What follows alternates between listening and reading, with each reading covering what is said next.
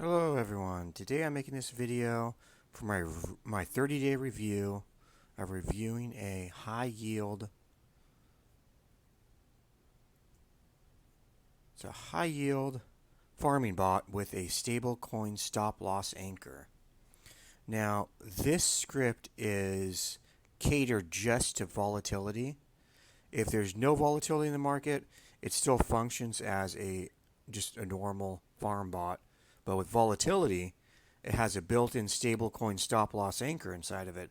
So if the market drops, it sells into a stablecoin, waits for the bottom, waits for it to stable out, buys back in. So it almost makes more money doing that than just farming. It's amazing. With volatility, this script is tremendously amazing. I can't praise this script enough for that. This So I started off. I launched this bot. Originally launched this bot with 0.15 Ethereum, and this is 1 month of running it. And basically, I'm giving you this code on GitHub for free. This is the video for GitHub on how to install this farm bot. You can go to the GitHub, read about it, decide if it's best for you. It also works on the Binance Smart Chain. So let me enlarge this. There we go. So the first thing you do is before you launch it, is you're going to pick your network. 1 is for Ethereum, 2 is for the Binance Smart Chain. I'll make another video for the Binance Smart Chain, but it's pretty much the exact same thing as the Ethereum one. You just have your MetaMask set to the Binance Smart Chain when you're going to launch it, and it'll launch on the Binance Smart Chain. It's pretty much the exact same thing. But with Ethereum, you want to make sure you launch it with at least 0.15. I found that's pretty much the minimum to make the script run. Keep in mind that's the minimum, so you can always launch it with more. But yeah, that's why I would say the minimum was. And for the Binance Smart Chain, I would say about 0.5 to see any kind of big profit. You want to have at least launch it with 0.5 BNB. So let's go about how you're going to launch it. You're going to first go to remix.ethereum.org. And you're going to come to this page. When you first go to Remix, I think it'll pop up, and it usually pops up and asks you, like, do you want to help? I always put decline on that. That's if you want to help them. I don't know what it is. I never read it. I just take decline. But you can accept if you want. You're going to come to the File Explorer. And over here is going to be a little guy saying create a new file. You can click on that. Now I'm going to name the file just after this contract function so we know what it is. Let's go create. I'm going to paste that in there, and it's going to end with .sol. You got to make sure it ends with .sol for it to be a contract. Then I'm just going to, and this will be inside a GitHub. I'll make a GitHub with this code inside of it. Paste that in there.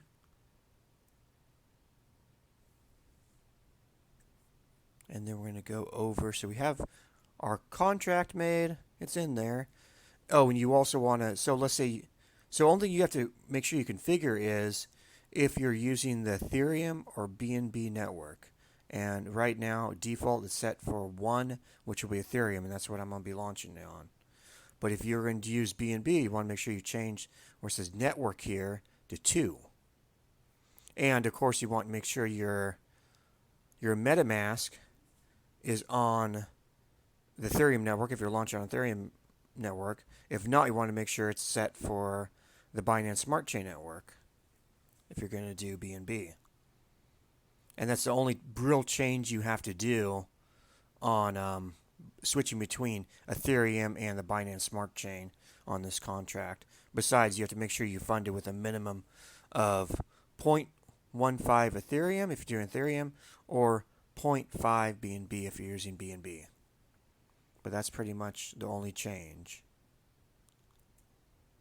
Then you're going to go over to, so you're right now you're on the File Explorer. You're going to drop down to, skip this little, if you have this little magnifying glass, you're going to skip that and go to the compiler. And we're using compiled version 0.50. So go over compiler and change that to 0.50. And we're going to hit compile. And if you have a green check mark, that means you compile everything compiled correctly, and that's good. Now we're going to move on down to deploy and run. For the environment, we're going to change the environment to inject Web3. Now your MetaMask will pop up and say, give permission. I'm going to give permission to the account that I use. And now on the MetaMask, it should, over here, should say connected. So now you're connected to remix.ethereum.org. Now we're going to go over here to contracts, and that is your contract there, the high yield farm bot. We're going to go to deploy.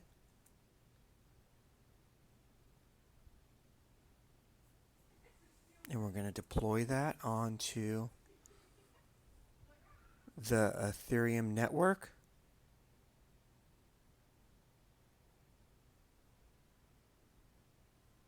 And when that's deployed, and it's been deployed, you're going to have deployed contracts down here, and you're going to have it down here. So you can, a little guide to click down here, and then you have some buttons.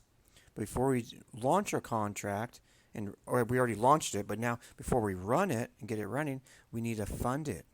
So I'm going to click, there's a little copy button. That's to copy the address of the contract you just launched.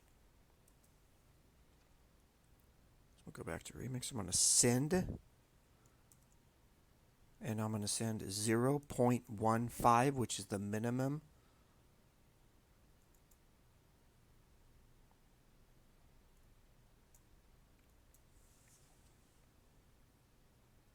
And we're going to wait for that to go.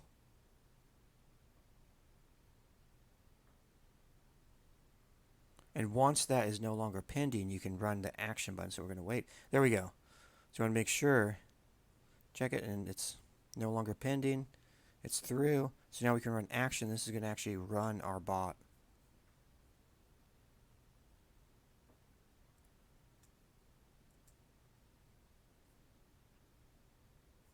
And once that bot's up and running, then you want to make sure you, so now our bot's up and running. You want to write down the amount you have, so then you can check back. Probably I check back in like 24 hours and see, you'll start noticing money start going in there from the profit of the bot. And just look every day, and you'll notice it goes up and up and up and up. And there's you'll notice that it's actually cheaper to run it on BNB. I've noticed the profit difference is a tiny bit more on the Ethereum than it is on the BNB.